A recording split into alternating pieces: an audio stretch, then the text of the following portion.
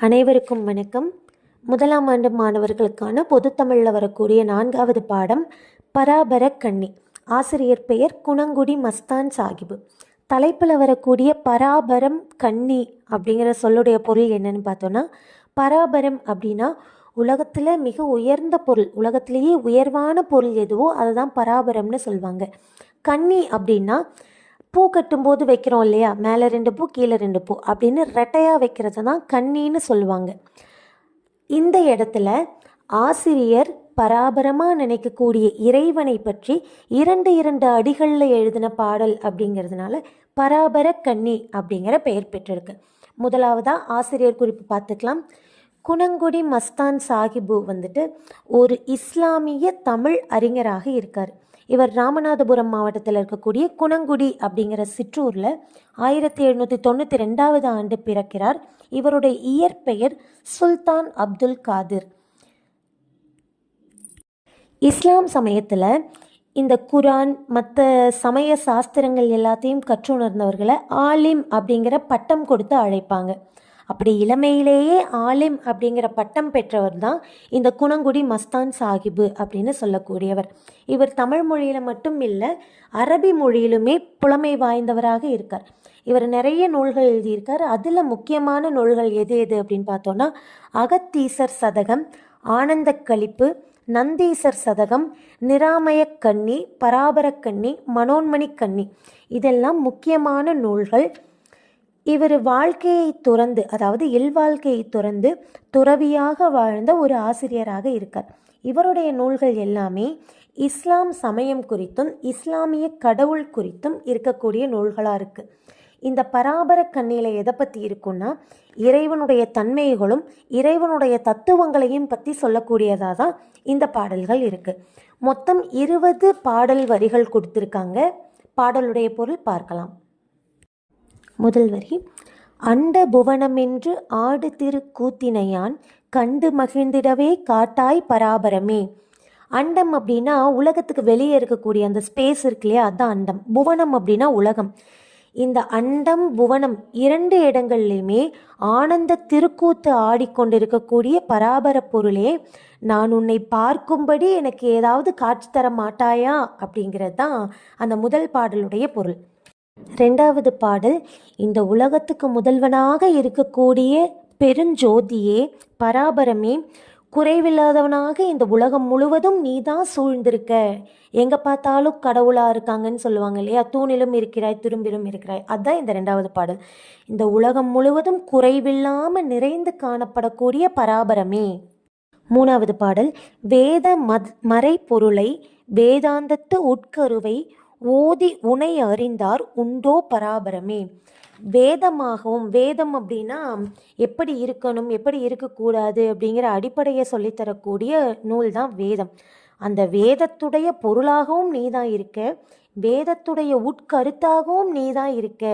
உன்னை ஓதி அறிந்தவர்கள், ஓதுதல் அப்படின்னா கற்று அறிந்தவர்கள், உன்னை முழுவதுமாக தெரிந்தவர்கள்னு யாராவது இருக்காங்களா பராபரமே. எல்லாருடைய அறிவிற்கும் அப்பாற்பட்டவன் தான் நீ அப்படிங்கிறது தான் அந்த 3வது பாடலுடைய பொருள். அந்த அண்டம் ஸ்பேஸில் இருக்கக்கூடியவங்க, அண்டத்தில் உள்ளவர்கள், இந்த உலகத்தில் உள்ளவங்க, அந்த வானத்தில் உள்ளவங்க, இப்படின்னு எல்லாரும் உன்னை துதித்து கொண்டாடக்கூடிய ஞான கூத்தே நீதான் பராபரமே அப்படின்னு சொல்கிறாங்க. அதுதான் 4வது பாடல். இந்த நாவினால் புகழ்வதற்கு எட்டாத நாயகன், நாயகன்னா தலைவனாக இருக்கக்கூடியவனே, புகழ வார்த்தை இல்லைன்னு சொல்லுவாங்க இல்லையா, அதுதான். இந்த நாவால் புகழ்வதற்கு கூட எட்டாத உயரத்தில் இருக்கக்கூடிய தலைவனே பராபரமே.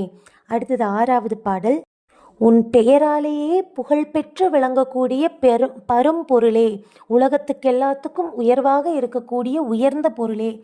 இந்த உலகத்தின் ஏழையாக இருக்கக்கூடிய எனக்கு, என்னை சுற்றி யார் இருந்தாலும் எனக்கு எந்த பயனும் இல்லை, என்னுடைய எல்லா பயனும் நீதான் பராபரமே அப்படிங்கிறது தான் 6வது பாட்டுடைய பொருள். உன்னுடைய எல்லா அருளும் எனக்கு கிடைக்கும்படி, என்னுடைய கண் முன்னாடி நீ கூத்தாடும்படி, என்னுடைய கை கூடும்படி, உன்னுடைய கண் திறந்து பார்த்து எனக்கு அருள் செய்ய வேண்டும் பராபரமே அப்படிங்கிறது தான் 7வது பாடல். எட்டாவது பாடல் என்ன அப்படின்னு பார்த்தோன்னா, என்னுடைய எல்லா சூழல்லையுமே நான் கஷ்டப்பட்டாலும் சந்தோஷப்பட்டாலும் நான் என்ன மாதிரியான சூழலில் இருந்தாலும் உன்னுடைய திருவடிகளை யாசித்து கொண்டே இருக்கணும். உன்னுடைய திருவடிகள்லையே உன்னுடைய பாதத்திலேயே நான் இருக்கணும். அதற்கான அருளை நீ எனக்கு கொடுத்திரு பராபரமே, என்னுடைய கடவுளே அப்படிங்கிறது தான் எட்டாவது பாடல். நாத தத்துவங்கள், அடிப்படை தத்துவங்கள் எல்லாத்தையும் தெரிஞ்சு தவம் செய்கிறவர்களுக்கு எல்லாம் தோழனாக இருக்கக்கூடிய பராபரமே, நீ அந்த மாதிரி தவம் செய்கிறவங்க எல்லாருக்கும் தோழனாக விளங்குகிறாய். இதுதான் 9வது பாட்டுடைய பொருள். என்னுடைய உடம்பில் இருக்கக்கூடிய உயிராக இருக்கக்கூடிய பரம்பொருளே, என்னுடைய மனசாவும் நீ தான் இருக்க.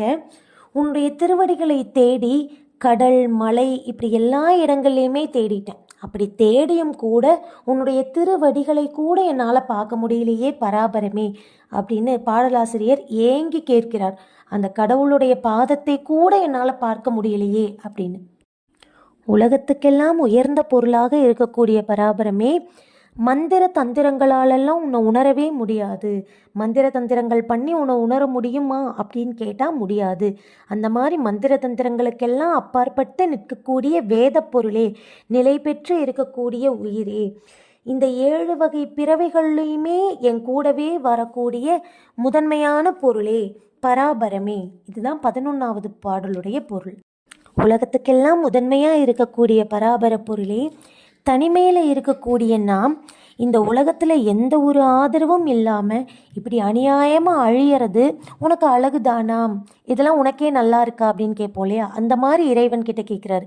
தனிமையில் இருக்கக்கூடிய நான் இப்படி தனிமையாகவே இருந்து கெட்டு போகிறது உனக்கு அழகுதானா, உனக்கு நல்லா இருக்கா அப்படிங்கிறது தான் 12வது பொருள். எல்லாவற்றிற்கும் உயர்ந்த பராபர பொருளே, நான் எல்லா இடங்கள்லையுமே ஓடி ஓடி திரிஞ்சு அலைஞ்சு பார்த்துட்டேன்.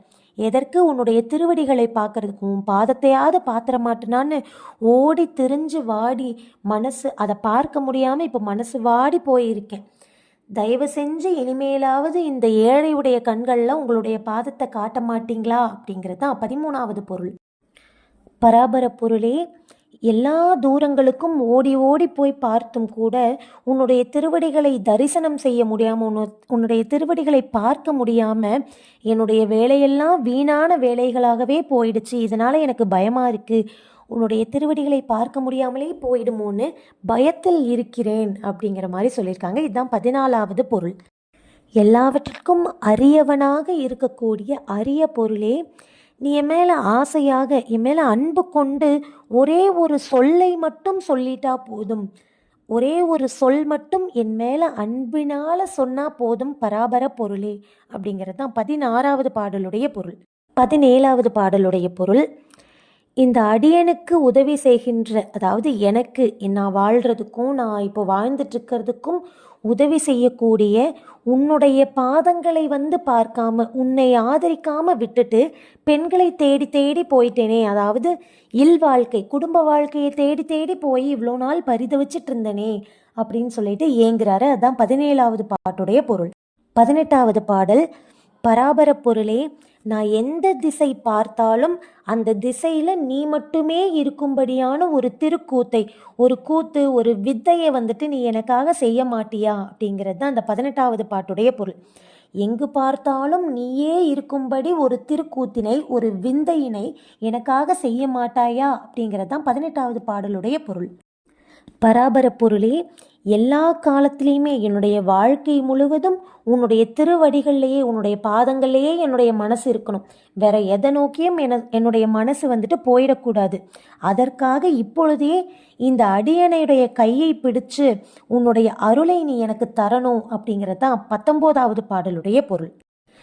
கடைசி பாடலுடைய பொருள், பராபர பொருளே, அதாவது எங்கும் நிறைந்திருக்கக்கூடிய உயர்ந்த பொருளே, உலகத்தில் மற்றவங்க வாழ்கிறத போல கெட்ட தொழில்களுக்கும் கெட்ட செயல்களுக்கும் என்னுடைய மனசு அடிமையாகி எதற்கு போகணும்? நானோ எளியவன், நானே சின்னவன்.